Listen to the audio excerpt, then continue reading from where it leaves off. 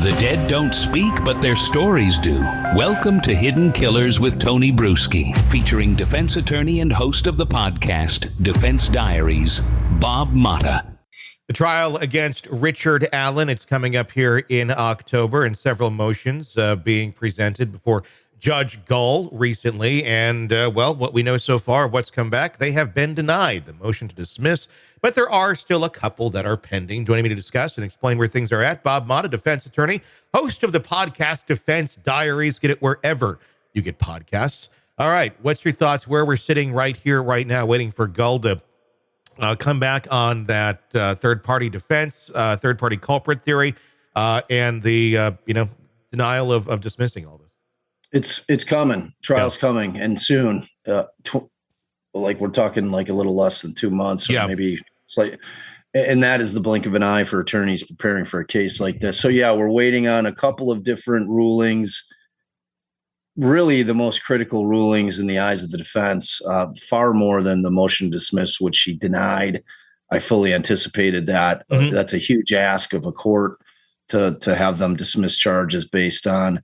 And their concept was that the state had knowingly or intentionally destroyed evidence, namely interviews by one of their third-party culprit suspects, Brad Holder.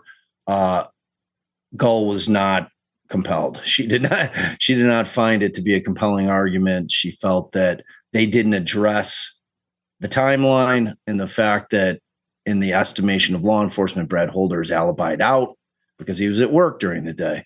Now, I've been saying all along with this case, if I were the defense attorneys, I would be attacking the timeline because what is establishing the time of death here?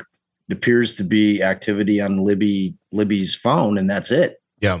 We in the hearing, it came out that they never took a body temperature of the girls when they were discovered, and that there was no time of death fixed by the medical examiner, which in the world of true crime, if you know anything about true crime, timelines are everything. Yeah.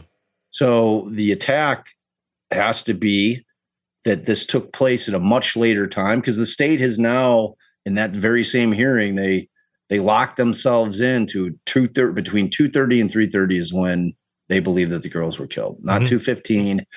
Like Holman on the stand said, 2:30 to 3:30. That's when we think this happened.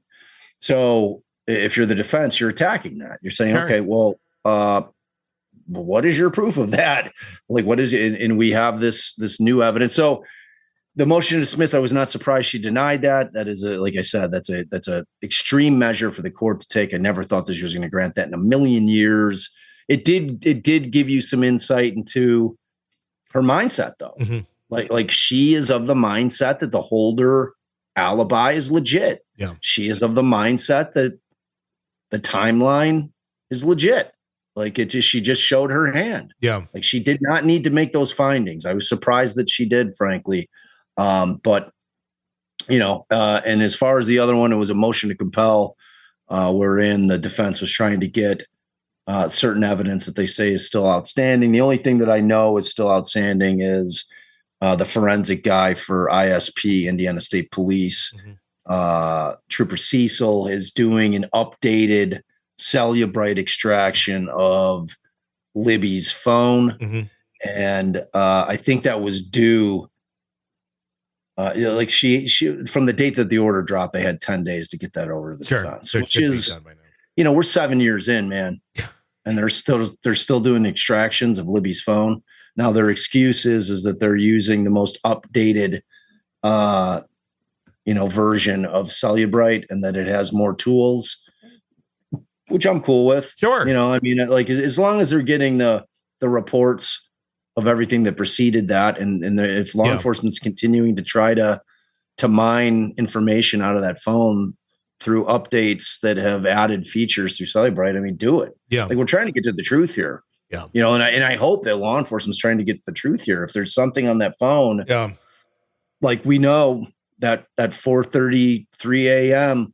flood of text messages that come in, which means that the phone inexplicably, in my estimation, somehow connected to that tower, after sitting there for 11 hours, not connecting with AT&T pinging every 15 minutes is problematic for the state. Yeah. Like if I'm the defense, I consider that to be a real wedge. Yeah. That I'm attacking really, really hard. Now, whether or not you're going to be able to get a jury to understand the concept that it appears either the phone was off and then turned on, or the phone was off, brought off site, and then when the killer got back, because the phone clearly seems to have been left purposefully. Yeah. And it seems to be like, if I were arguing the case, I'd argue, look, the phone was turned on because the killer wanted the girls to be found. You know, and they knew that they'd be pinging that phone. I mean, everybody knows in this day and age with the phone technology, they always know where we're at. Yeah.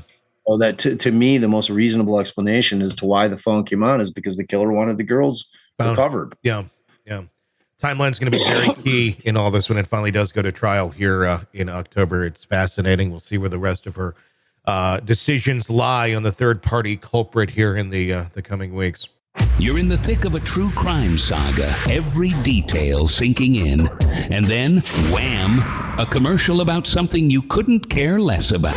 It's like being served a microwaved dinner at a 5-star restaurant.